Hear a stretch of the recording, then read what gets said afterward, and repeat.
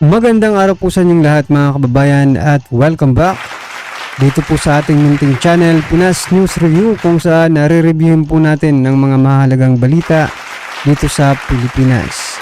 Mga simpleng komento sa mga issue dito sa Pinas. At eto nga mga kababayan, kapapasok lang, grabe to, lahat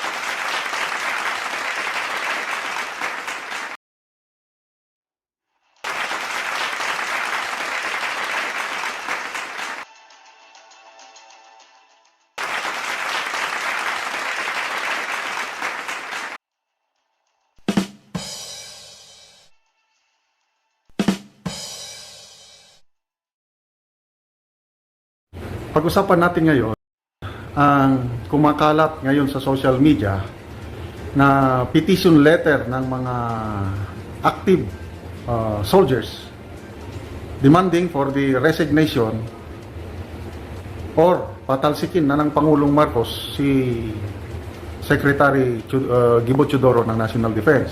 Okay? I think pang-apat o pang-araw na ito mula nung kumalat ito sa social media. Una kong nalaman ito pero sa isang subscriber ko, narinig niya kay Attorney Trexie Angeles. Ang iba nagpadala sa akin ng link. Tapos nakarating na rin ito sa mga men and women in uniform, both active and retired. Pinag-uusapan na ito ngayon. Ang una kong inisip is baka fake, baka fake letter. Baka paninira lang. Baka may halong politika. So binantayan ko yung response.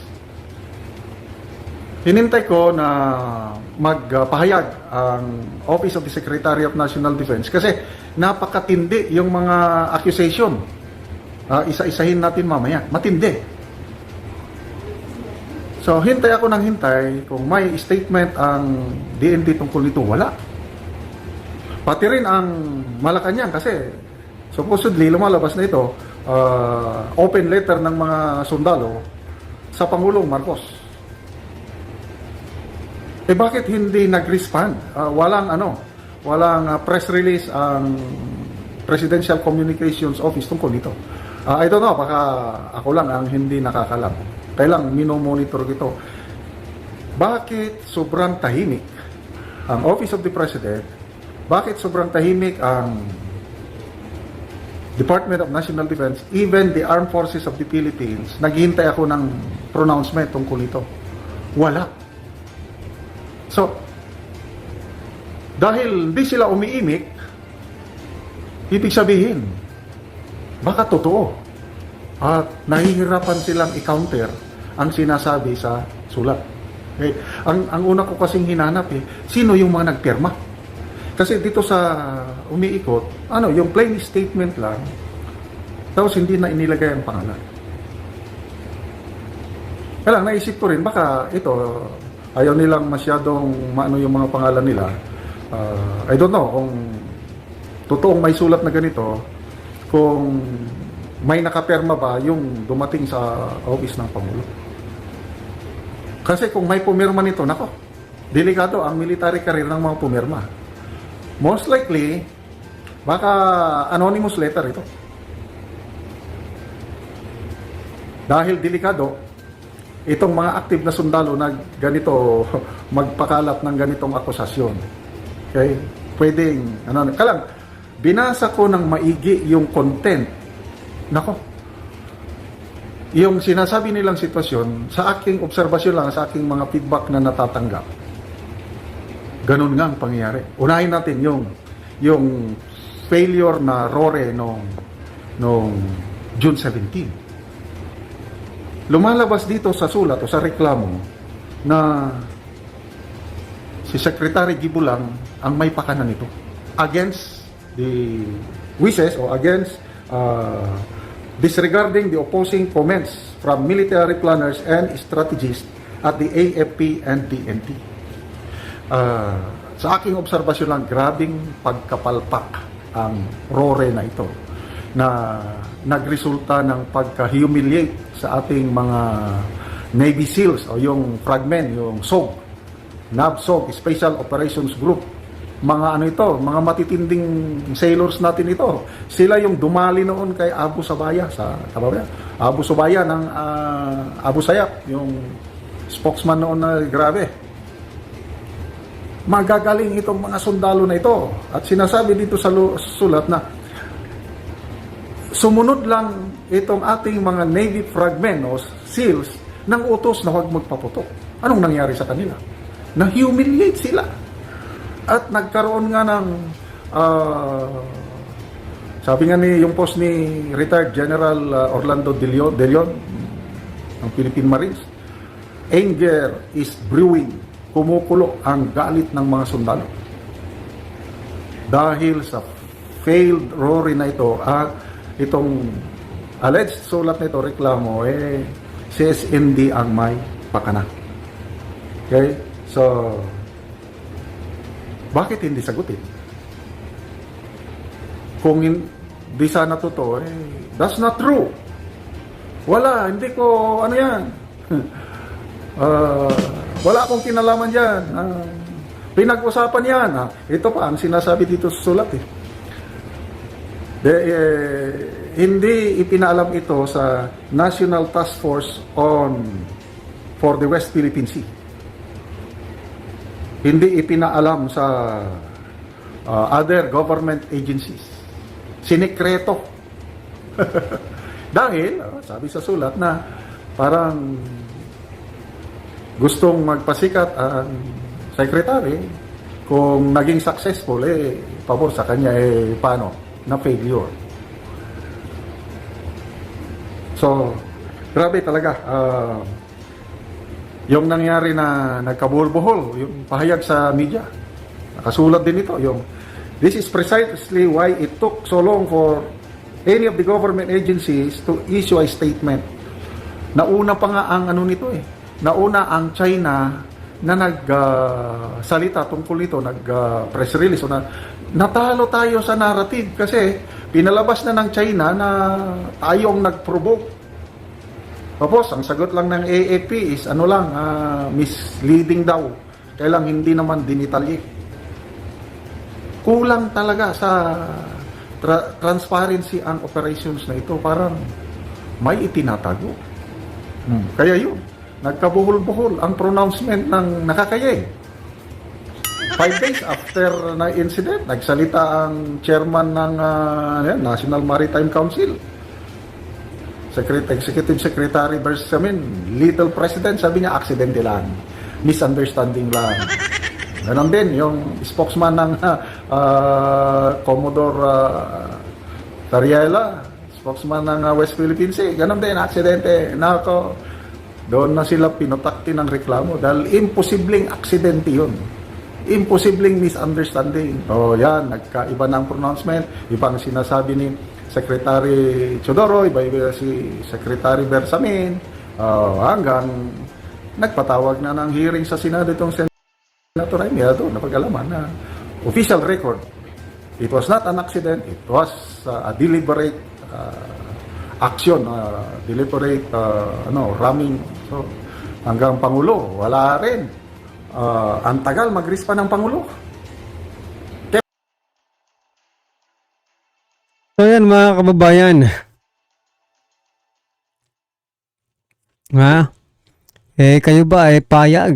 Yan ay gustong itong mga Armed Forces, sabi ni Retired General Macanas, yan may kumakalat na petition na sibakin itong si DND Secretary Gibo. Walang yan pa, sabi na ni General Macanas, buhol-buhol na yung kanilang mga statement. Parang hindi coordinated itong mga ito, mga kababayan. Diba? Iba-iba po yung kanilang mga sinasabi. At base po sa narinig natin dito kanina, parang sinusubo pa sa, kasi huwag gumante diba? Huwag na gumante yung ating puwersa. Parang sinusubo lang yung armed forces. Diba?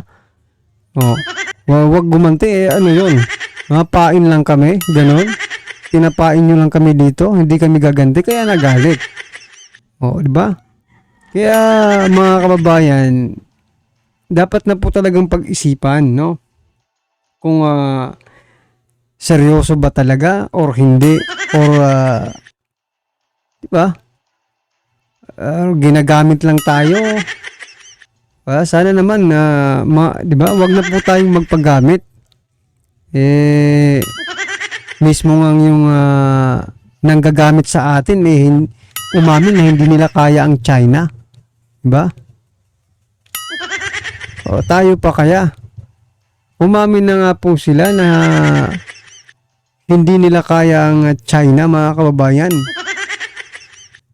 So mahirap talaga siguro sa administrasyong ito makipag-usap, no, usap, no, kung ano mga pwedeng solusyon, kasi lahat naman po ng problema, mga karibin natin, no, may solusyon as long as nag-uusap. Mag-usap po. Yun nga, meron nga silang deal ba, yung New Models Agreement di umano. Tapos, ay nako mga karibin, ano po ang inyong reaksyon dito sa mga nangyayaring ito sa ating bansa? Lahat naman po tayo ayaw natin po ng gera, no? Dito po sa Pinas News Review, no to war po tayo. No to digmaan. Ayaw po natin ng ganyan kasi alam naman po natin na kung sino po ang mahihirapan, di ba? Kung sino po ang maiiwan dito sa ating Pilipinas nating mahal, di ba? Siyempre yung maiiwan, tayo pong mga kapuspalad, tayo po ang mahihirapan kasi itong mga mayayaman na ito, lalo na po yung mga politiko, mga kura politiko at mga ipolitiko, ay magsisiliparan po yan, ba? Ngayon nga, di ba? Ngayon nga nagkakabukingan na ba? Yung mga investigasyon dyan sa Senado, meron palang, eto palang ibang mga senador may mga bahay sa ibang bansa. Tapos sasabihin nyo, mahalin ng Pilipinas, pero kayo pala may bahay kayo sa ibang bansa. Dapat itong mga senador na ito, itong mga politikong ito no, kung talaga yung mahal ninyo ang Pilipinas, dapat wala kayong Pilipinas lang talagang tirahan ninyo. Wala kayong mga bahay sa iba't ibang bansa, no? Ang gagaling din ninyo no? Mahalin natin ang Pilipinas pero yung bahay ninyo nasa ibang bansa. Senador kayo dito sa Pilipinas pero may bahay kayo sa ibang bansa. Grabe naman yan, mga kababayan. Diba? Talagang yun nga po, sinusubo ang sambayan ng Pilipino, no? Sa isang hindi natin gustong mangyari. Diba? Hindi kagustuhan ng sambayanan. No? Kasi ito lang mga karibin natin kung gustong gusto talaga ng mga kababayan natin makipaggera sa China, kahit hindi nyo nasabihin, diba? Kahit hindi nyo nasabihin, mag-a-action na talagang taong bayan. Kung talagang nakikita rin natin na advantage ito para sa atin, no? Advantage bang makipaggera sa isang bansa na mas malakas pa sa atin? Advantage ba ang makipag-away, mga karibin natin? Yun lang, tanong lang po mga kababayan. So yan, ano naman po ang inyong reaksyon, komento or kritisismo sa video ito, ay comment lang po sa baba para at least malaman po ng ating mga kababayan ang inyong pong opinion patungkol dito. Right? Maraming salamat po.